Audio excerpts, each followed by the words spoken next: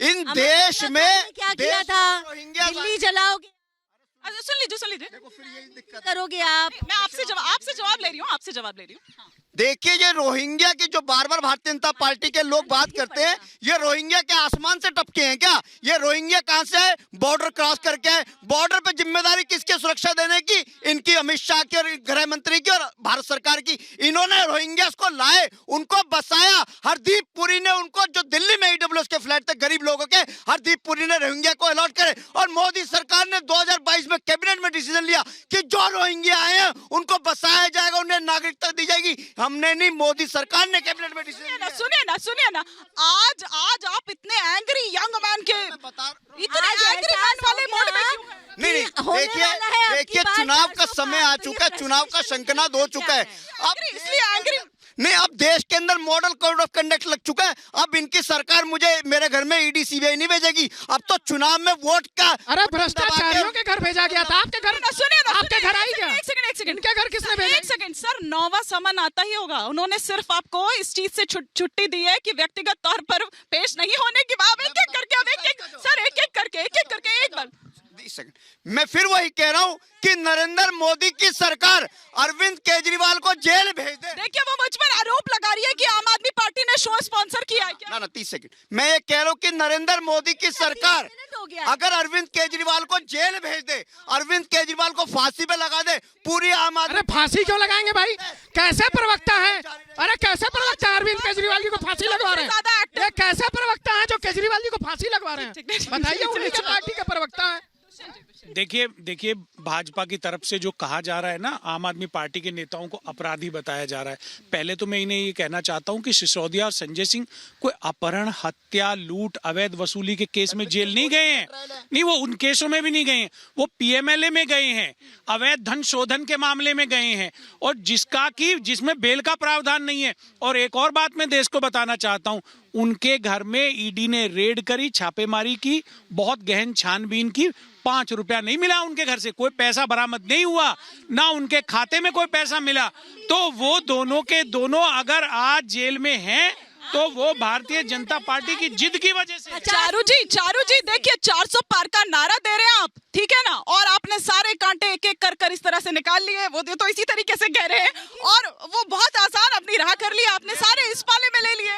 संजय सिंह अगर आज बाहर होते तो वो हिसाब से फाइनेंशियल क्राइम नहीं है, है चोरी कर लो किसी के पैसे की, ये क्राइम नहीं है। उनके घर पे मैं ये कहना चाहता हूँ, संजय सिंह के घर पे 5 रुपया आपको, ईडी हो, सीबीआई हो, जहाज क्या मिला है, क्या नहीं मिला, ये आपको हमें आके थोड़ा बताएंगे सर। उनको जहाँ बताना वहाँ बताएंगे। जांच रिपोर्ट में वो सारी चीजें पब्लिक डोमेन में। सर अगर कुछ नहीं मिला तो मनीष सिसोदिया को क्यों नहीं? सुनिए ना सर, ठीक है आपकी बात मान ली, चलिए मान ली कि कुछ नहीं मिला, तो अभी तक क्यों मनीष सिसोदिया बाहर नहीं आ पाए हैं? क्यों संजय सिंह? अरे सर कोर्ट में बहुत विश्वास जता रहे थे, कानून की कोर्ट तो सही निर्णय लेता है, तो कोर्ट बेल नहीं दे रहा, वो पेचीदगियों की निर्णय वजह सही से, नहीं है। पीएमएलए कानून की पेचीदगियों की वजह से जेल में है, इसलिए वो जेल में है। देश को पता चलना चाहिए। एक सेकंड बस। सौरभ जी फिर मैं आ रही हूँ, वरना फिर से मुझ पर इल्जाम लगेगा चारू जी की तरफ से। देखिए अभी खुद ही ये दुहाई दे रहे थे कि चुनाव आयोग ने जो है स्पष्ट रूप से कहा है कि झूठ बोलना और अफवाह फैलाना जो है वो आपको जो है हो सकता है अपराध के दायरे में ले भी आए। तो जिस प्रकार से जो ईडी उसकी जांच कर रही है, सीबीआई जांच कर रही है, आप अपनी तरफ से कोई बयानबाजी मत दीजिए कि क्या पकड़ा गया क्या नहीं पकड़ा गया। सुप्रीम कोर्ट ने स्वयं टिप्पणी की थी कि 350 करोड़ के आसपास की हेरा फेरी दिखाई दे रही है। तो आप सुप्रीम कोर्ट पे सवाल उठाएंगे? ईडी अगर समन दे रही है 7 बार नहीं पेश होंगे तो आपको ईडी नहीं। संदेश जी क्या एवं हवाई चल रही है? अगर के कविता को भी गिरफ्तार किया गया, एक सेकंड, के कविता की भी गिरफ्तारी हुई तो ऐसी हवा में हुई है क्या? देखिए क्या होता है ना, जब जो भी कानूनी कार्रवाई होती है, कोई भी जांच एजेंसियां किसी भी पार्टी की निजी बपोती नहीं होती हैं। ये तो सालों से चला आ रहा है, इसमें कोई भी इस प्रकार की घटनाक्रम नहीं होता है कि हम किसी पे सीधे आरोप लगाने लगे कि चुनावी फायदा लेने के लिए आप हमारे घर ईडी भेजते हैं, आप हमें अरेस्ट कराते हैं, आप हमारे लोगों को जेल में डालते हैं। ऐसा नहीं होता है। ये तो सामाजिक मुद्दे हैं और लोग इसको राजनीति में भुनाना पसंद करते हैं।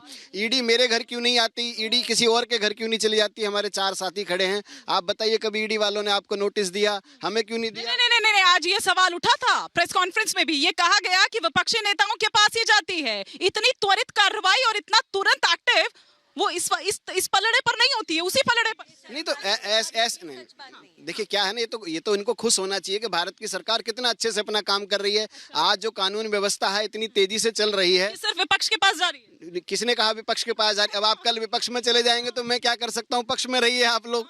ठीक है तो दुष्यंत जी, अच्छा एक बार चारू जी, हाँ 1 लाख करोड़ से भी ज्यादा की रिकवरी करी है। तो जो ये बोल रहे हैं कि अरे बस छापामारी हो रही है, रिजल्ट आ रहा है, सबको दिखाई दे रहा है, प्रॉपर्टी अटैच हो रही है, थी ये सारी प्रॉपर्टी थी, ये काला धन बटोर रखा था, इससे निकल कर आ रहे हैं, अलमारियां खुलती है, गड्डियां नीचे गिरती है। पहली बात तो ये। दूसरी बात, ये जो बार बार कह रहे हैं कि आरोप लगाया जा रहा है, देखो मैं अपने मन से कुछ भी नहीं बोल रही हिमानी जी, मैं केवल वो बोल रही हूँ जो कोर्ट में कहा गया है हमारे न्यायाधीश द्वारा। पहली बात, 350 करोड़ रुपए कहाँ गए।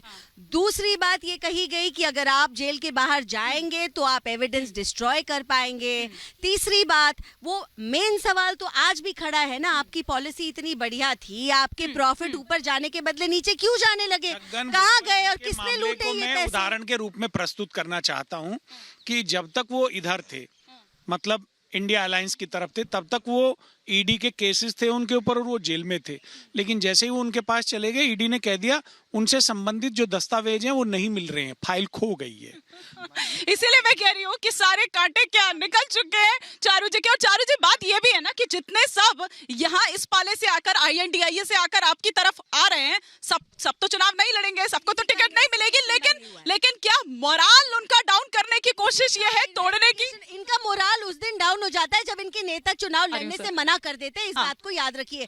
जनरल वो होता है जो बैटलफील्ड में सामने खड़ा होता है। ये बात तो ठीक है दुष्यंत जी, आपके सारे वरिष्ठ नेता एकदम ऐसे हथियार आके लड़ रहे हैं। हाँ, कौन? ये पहली लिस्ट देखिए, श्री केसी वेणुगोपाल जो कांग्रेस के जनरल सेक्रेटरी ऑर्गेनाइजेशन है, वो चुनाव लड़ रहे हैं। और बताइए, आपकी एक राज्य की लिस्ट आती जाएगी, सबके नाम आते जाएंगे, सब लड़ रहे हैं। कब आएंगे जी? आज चुनाव डिक्लेयर हो गए, राज्यों की लिस्ट आती जाएगी। आचार संहिता आज लगी है, अब लिस्टें आएंगी, सब लड़ेंगे चुनाव। अभी देखिए कब आएगी आप कह रहे हैं, तो देखिए आपके साथ ही संदेश जी बैठे हुए हैं और संदेश जी कह रहे हैं कि आपको पुनर्विचार करना होगा अपने फैसले पर। जो आ रही हूँ क्योंकि बात सिर्फ यही की नहीं है। ये ठीक है कि उनका तो पेच हर जगह फंसा ही हुआ था, अभी भी कई जगहों पर फंसा हुआ है, लेकिन कुछ जगहों पर आप भी अटके हुए हैं चारू जी, अभी जिसमें बिहार सबसे पहले आता है। महाराष्ट्र और बंगाल में भी हमने देखा था, लेकिन बिहार की पहले बात करूं। बिहार की अगर हम बात करें तो आपने हाल ही में ट्वीट देखा होगा, हमारे गृह मंत्री जी ने कहा है बातचीत हो गई है, बहुत जल्दी डिक्लेयर हो जाएगा। देखिए, जो भी इस तरीके का सवाल उठा रहे हैं ना कि भारतीय जनता पार्टी कंफ्यूज्ड है, वो खुद कंफ्यूज्ड है या रियलिटी नहीं। लेकिन चिराग पासवान इस तरीके से कैसे मीडिया में आकर फिर कह रहे हैं? इसका मतलब, हालांकि ये कहा जा रहा था कि पता नहीं ऐसी कौन सी डील हुई है चाचा भतीजा की, कि अब चाचा साइडलाइन हो गए हैं, भतीजा एकदम चहेते हो गए हैं। वो भतीजा नहीं, इस अलायंस कब्जे में किया, इसी प्रकार से भतीजे को कब्जे में कर लिया है आपने। महाराष्ट्र में भतीजे को ले गए। ये बुआ भतीजा की कहानी यहाँ पर वो मत करिए, लेकिन इस अलायंस में नेता, नीति, नियत, निर्णय सब तो आपके पल्ले में आ गए हैं।